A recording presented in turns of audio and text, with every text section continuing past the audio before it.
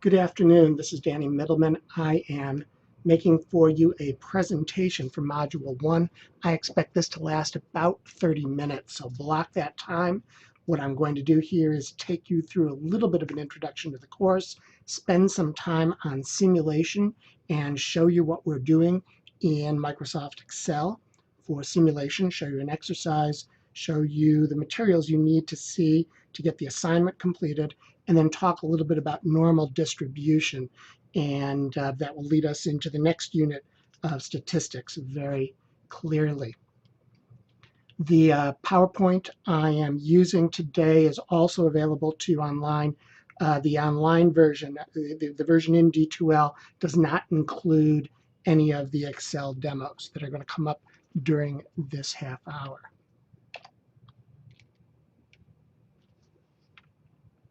We jump right to slide 5 because I cut out a couple of slides here. This course, LSP121, builds on what you learned in LSP120. There's going to be more of a focus on computers as a tool in this course as we're doing quantitative work and quantitative reasoning. There is a focus on using data for analysis, and the reading this week takes you deep into that. But the main theme of the course is computing, and I've broken the course down into 3 sections that are representative of 3 types of computing. The first third of the course is going to focus on scientific computing.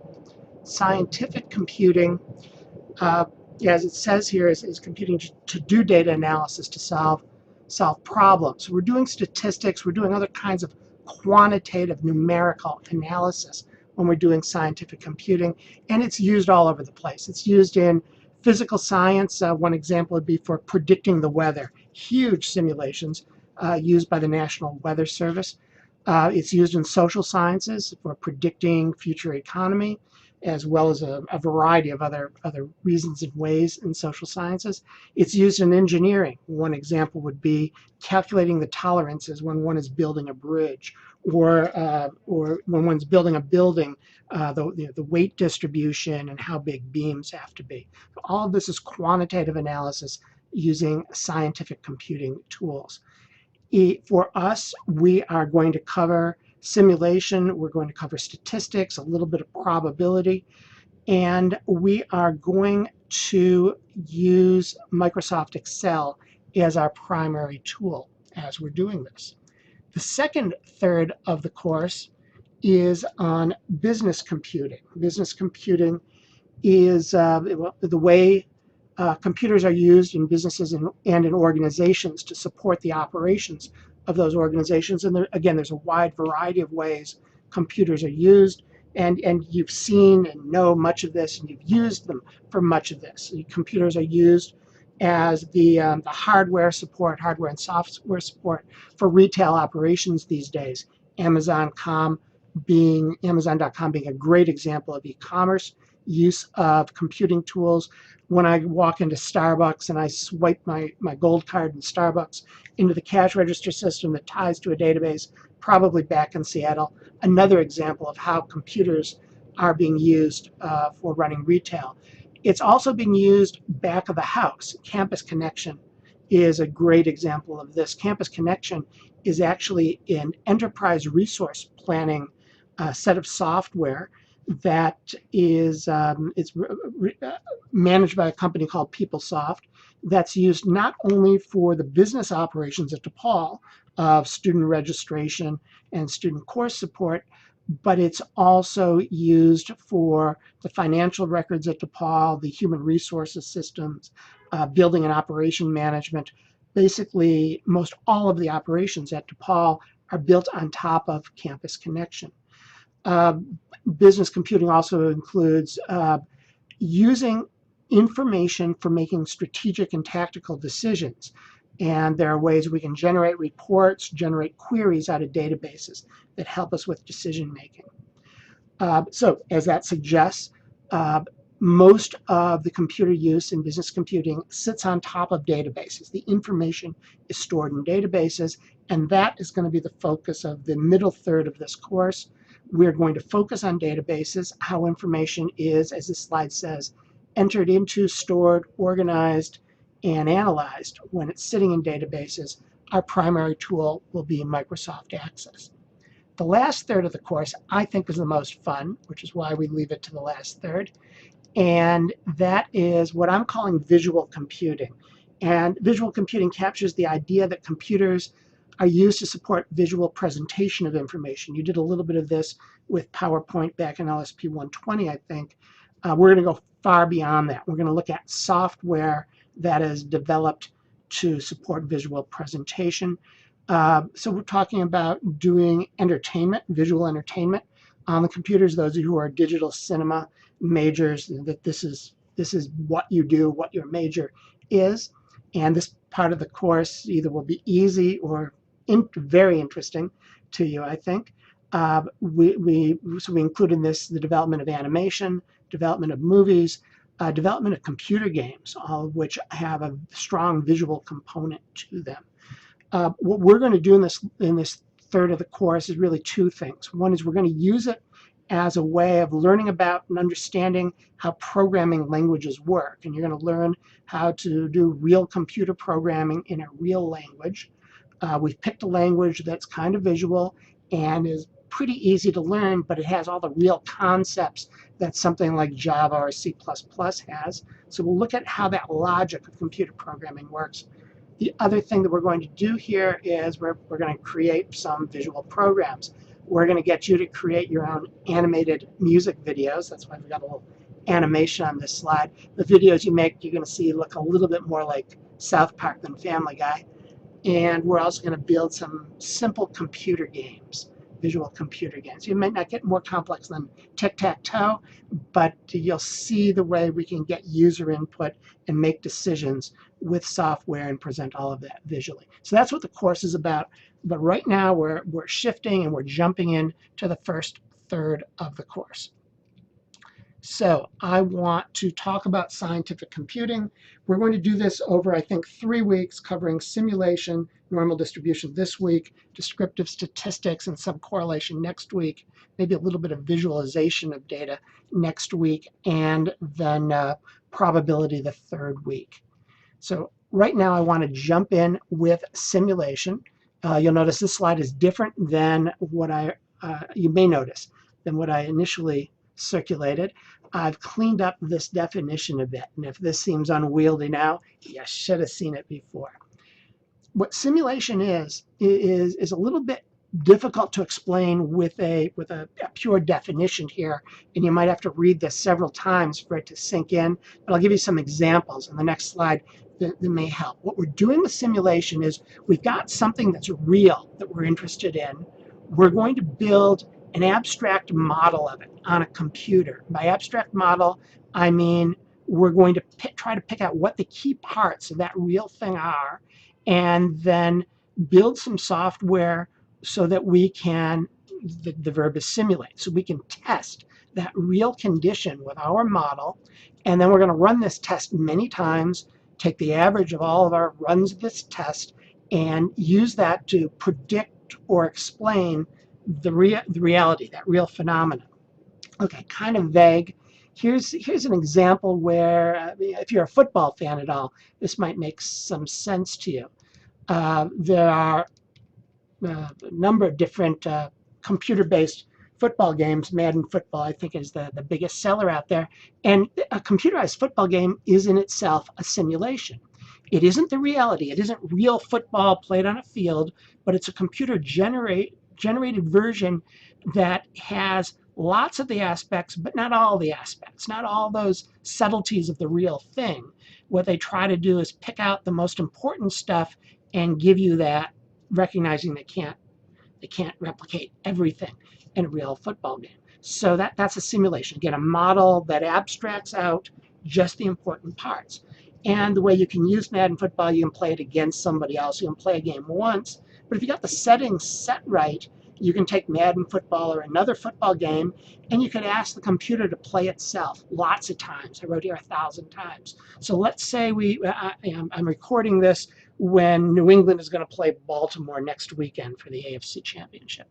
We could, if we have the right data, the right information, and we've got Madden football or another football game set up properly, feed in the statistics about the players and what's known about the game coming up this weekend, and have the computer play that game itself, say 1,000 times, and then look at what those outcomes are. Take the average of those outcomes, and that would be a fairly reasonable prediction for how the game is going to come out this weekend. There's no guarantee the game will come out the way we're predicting, but fairly reasonable. And that's what we're doing in a simulation. We are predicting the future. We're using it to predict based on lots of runs, lots of iterations of the model, the simulation model, using the data we have available. The other thing we can do, the third paragraph here, is we can start tinkering with the information. So in the case of a football game, we can assume a player gets injured and take that player out of the mix. We can assume good weather, bad weather.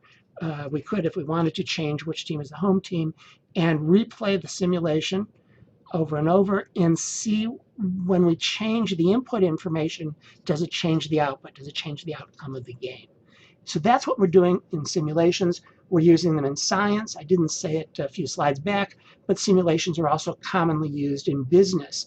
If we change the price of the product, and how is that going to impact sales? If we change the marketing message, how is that going to impact sales? And we can run simulations over and over, changing that information and predicting the outcome. So we are going to do a simulation ourselves. Oh, before I get to that, some well-known simulations. National Weather Service is constantly predicting the weather by simulating the atmosphere and all the known conditions in the atmosphere. It is probably the most complex simulation that's run on a regular basis. They use these supercomputers that are feeding in a tremendous amount of data to predict future weather conditions based on known patterns and existing weather conditions. Another, as it's shown here, another famous simulation from the past few months was Nate Silver's work at the New York Times. He put together a simulation model where he was able to predict the outcome of all 50 states in the presidential election, plus District of Columbia. So he was 51 of 51 on this. And a couple of days before the election, he basically had it right. And it's fascinating how he put together this model. Fascinating to me, the criticisms he received from people who didn't want to believe such a model was possible.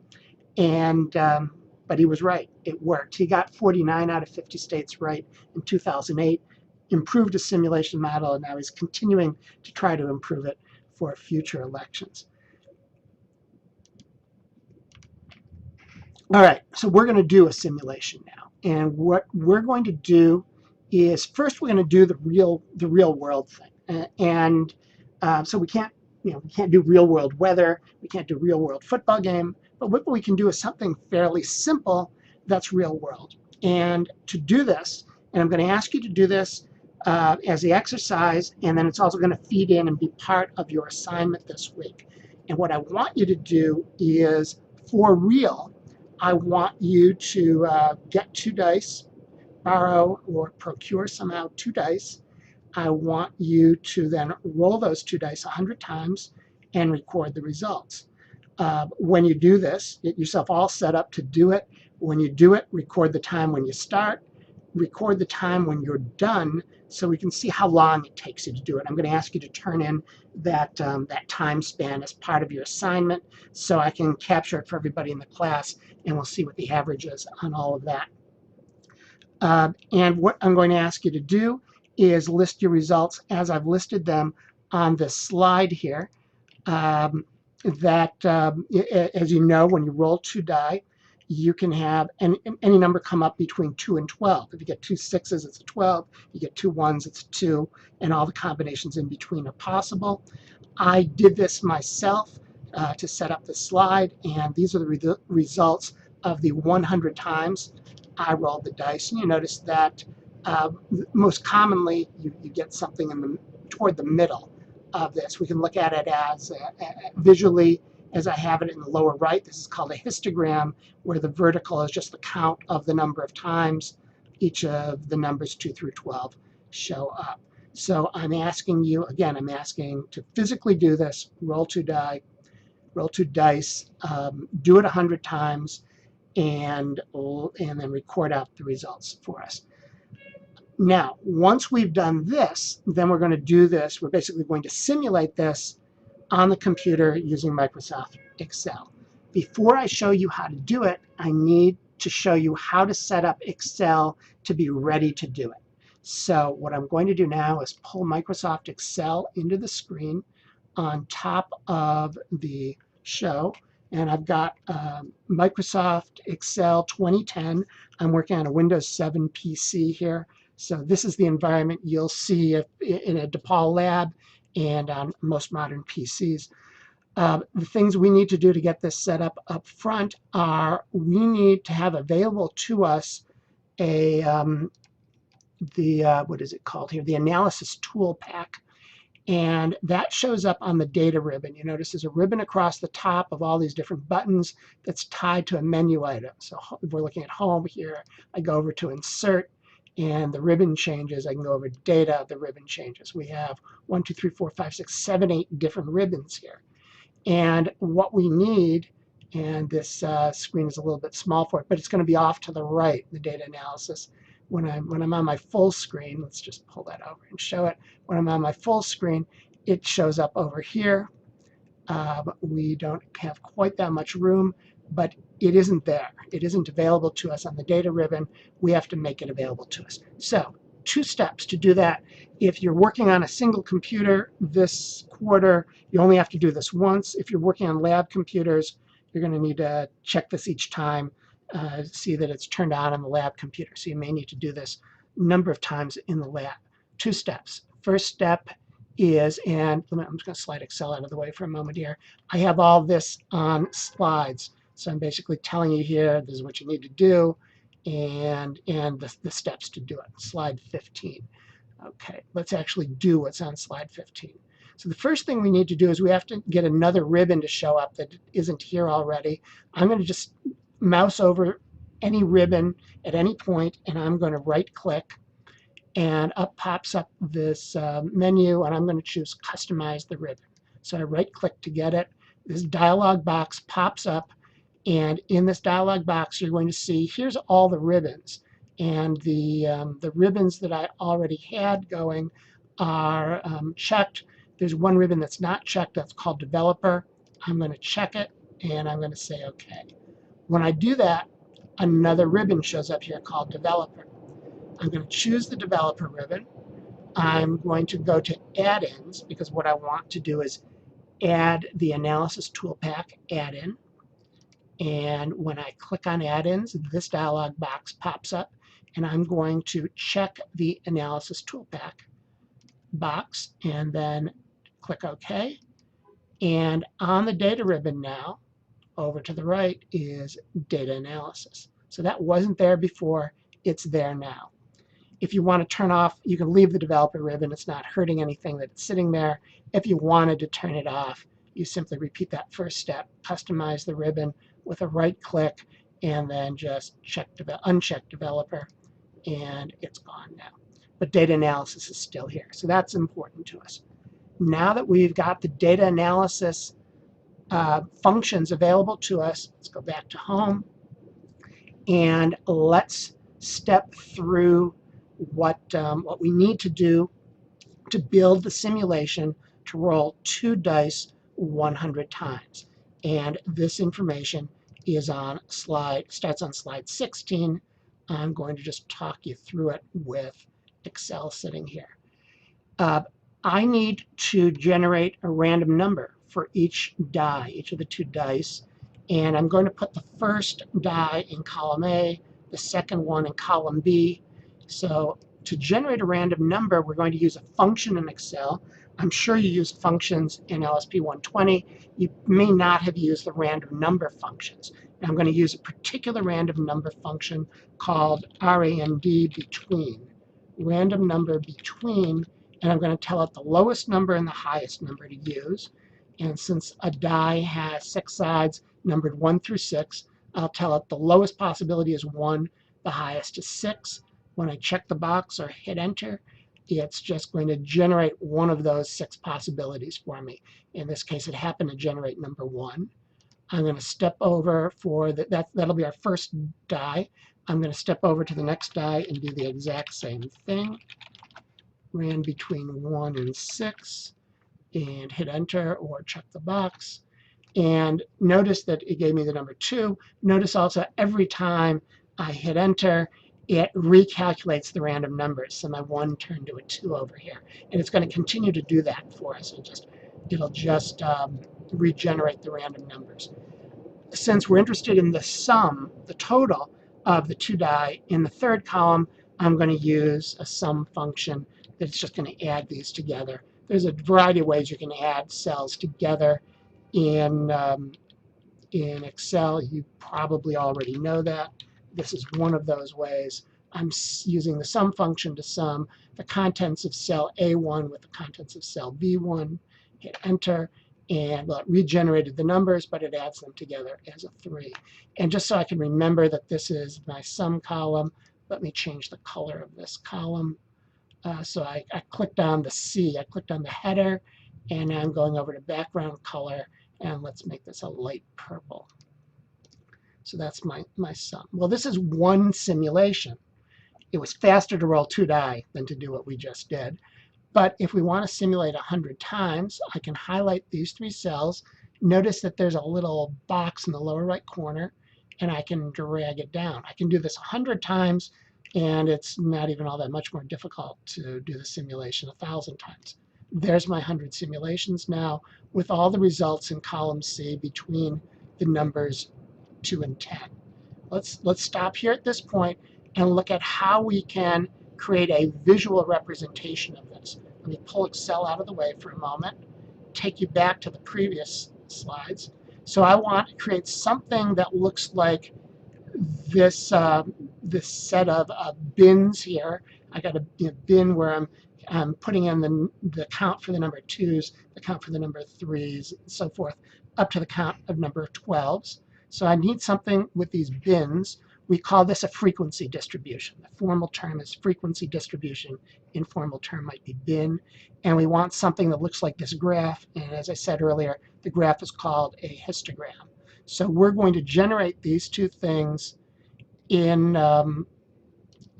Microsoft Excel. And the way we're going to do it, I have on slide 17. Well, let's do it here. What we need first is we need to create those bins. And simply we take the numbers that we want in the bins and we just put them in a column anywhere in Excel that we're not otherwise using. Notice every time I hit enter, all these numbers regenerate. 10, 11, 12. I just noticed I'm not up near the top of the page. I'm down here at 88 to 98. I guess I can leave it down here, but I'll move it up to the top.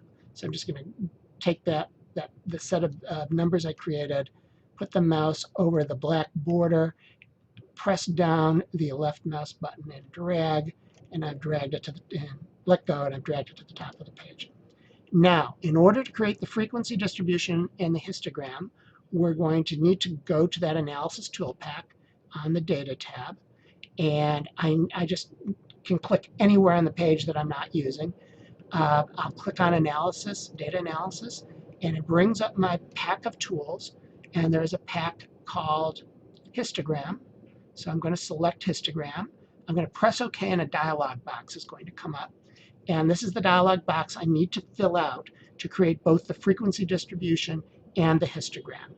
The input range is the range of all the results from all of our simulations. Well, we've run the simulation 100 times now, and our results are in column C in the cells C1 through C100. I can simply type in C1 colon C100 here. The fancier way Excel likes you to do it is it'll work if I just type them in. But the fancier way is press on that box. It gives me a little place, and I could also type it in here. But I can take the cells of interest, hold down the left mouse button, and just drag. And I'll drag down to 100, let go, and it put in C1 colon C100. The dollar signs mean this is fixed. It's not a variable. If you copy this over somewhere else, if you reuse it, you're locked in at C, you're locked in at 1, you're locked in at C, you're locked in at 100. It won't change with you. That's all the dollar signs mean. For what we're doing, it actually works without the dollar signs as well. Let me move back up to the top of the page. The next item we have to fill in is the bin range. This is for our frequency distribution, the 11 slots that we want in this case. And again, now we tell it where it can go find that bin range. I again could just type in G1 through G11. Actually, in this case, why don't I do that? G1 colon G11, and it should accept that. And the next thing we need to do is select our output options. We'll skip over labels for now. We'll probably get to labels next week, the week after. I'll show you how to make these the output, the charts look very pretty, and labels will be part of that. But for now, we'll skip that. We have to decide where this output of our frequency distribution in our histogram is going to show up. The easiest thing to do is to put it on a new worksheet. Notice in Excel we have 3 worksheets, 1, 2, and 3. If I don't give it any name, it'll just call the new sheet 4. I can call it anything I want to call it, though, simulation of 100, or I can leave that blank. And then of the bottom 3 boxes, we want to tell it we want one of those histogram charts. Otherwise, we just get a frequency distribution. So we'll check the box for chart output. On your own, you might want to try out the other 2, and you'll see some interesting things happen with the other 2, but we're not going to focus on them for this simulation, so I'll just let that pass. When I press OK, it's going to generate the frequency distribution and the histogram, and it's going to take us to the new worksheet it created almost instantaneously. And there we go. So it doesn't exactly look like the way I drew it in PowerPoint, but here's our frequency distribution of the 100 simulations we ran. Here's the histogram showing us visually how they map out. Notice that 7 didn't come up as often as 6 or 8, even though one would expect 7 to be the most often. So here's what we can, so basically we're done now. We've done a simulation of 100 cases in Excel. We can start playing with this at this point. Let me go back to the first worksheet where the data is, go down to 100. If we wanted to run 1,000, simulation of 1,000 or 2,000 or 5,000, I grab that corner, that box in the lower right corner, and I'm holding down the left mouse button as I have the cursor below the bottom of the screen, and I'll stop here around 4,000 or so. All right, we'll stop at 4,100. So now I've run the simulation 4,100 times, and I'm coming back up to the top. In order to generate our results, I'll do the exact same thing as before. I will go to the data analysis pack for histogram, and now my input range is no longer C1 through C100. It's now C1 through C4100 to get all 4,100 of the simulations. My bin range is exactly the same because I have the same 11 bins. Let's put this on a new page called Simulation of 4,100, and that's it.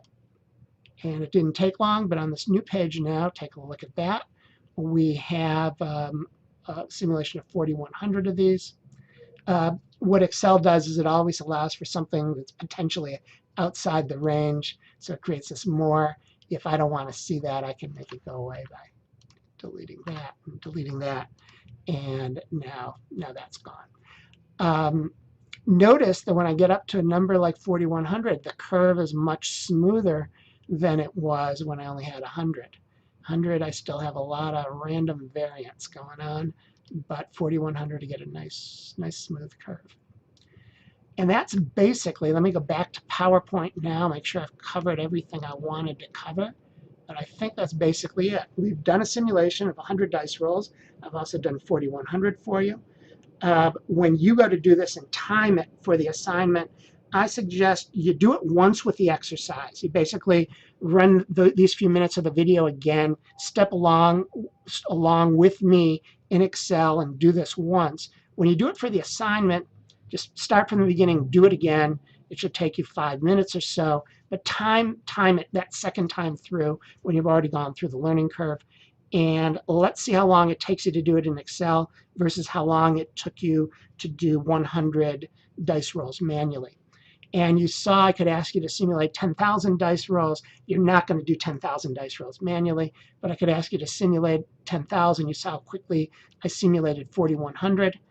I could even make the problem more complex, ask you to simulate 10,000 dice rolls of 3 dice, or give you some other, mathematical formulation, and you ought to be able to build that simulation from what you've seen in this exercise. And in fact, I'm going to ask you to do that on the assignment, some things beyond what I've basically shown you on the exercise. And that's basically it for simulation. But I want you to notice something very interesting, that we did the 4,100 dice rolls when I previously had simulated 5,000 dice rolls and got a nice smooth curve. You saw the 4,100 here that I just did. And it's always the similar shape. It's always this shape that's big in the center and fairly small at each end or each tail. What this shape is called is a normal distribution. It's also called a bell curve.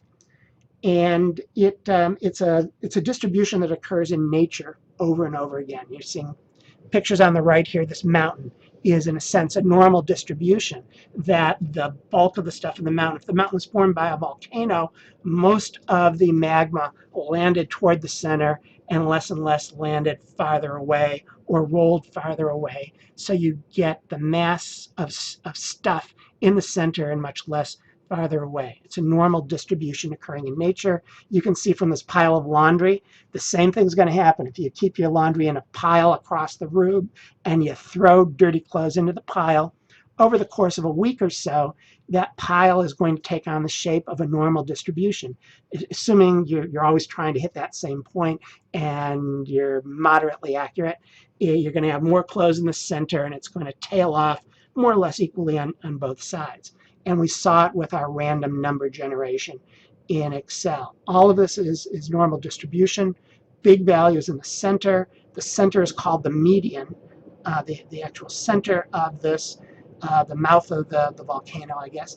And again, many kinds of stuff in the real world and nature occur this way. IQ scores, for example, map out this way, with most people being right around 100, right around average, and then we get equal fall off both on the not so bright side and the genius side from average. If we look at average height in a population, it should look like this sort of normal distribution. So that's that's our exercise for the week. That's the information for the week. As you know, there is a reading to do that gives you some background on Excel, on Access, on data analysis and component parts of data analysis, and sets the stage for a lot of things that we're going to be doing this quarter. There's a quiz to take on the reading, on this PowerPoint and this video presentation. There is an exercise that's basically what I just did with the 100 simulations, so you can step through it again. And then an assignment that starts with that and then builds on it to have you do a couple of other things. That's the work there is to do. I've taken 34 minutes of your time. If you have questions, head out to the discussion board on D2L, and I'll look forward to answering the questions and seeing what you come up with this week. Thanks.